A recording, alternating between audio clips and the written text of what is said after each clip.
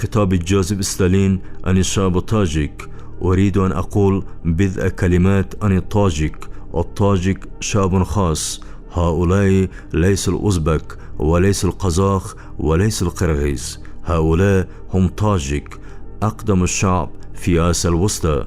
الطاجكيتان حامل التاج، هكذا أطلق عليهم الإيرانيون، وقد ارتقى الطاجك إلى هذا الاسم. من بين جميع الشعوب الإسلامية غير الروسية موجودة على الأراضي الاتحاد السوفيتي، فإن الطاجك هم شعب وحيد غير التركي. الطاجك هم شعب أنجب مثقفوه الشاعر العظيم الفردوسي. لابد أن شعرت خلال العقد بأن الطاجك لديهم حس فني أدق، وتتجلى ثقافتهم القديمة وذوقهم الفني الخاص في الموسيقى والأغنية والرقص.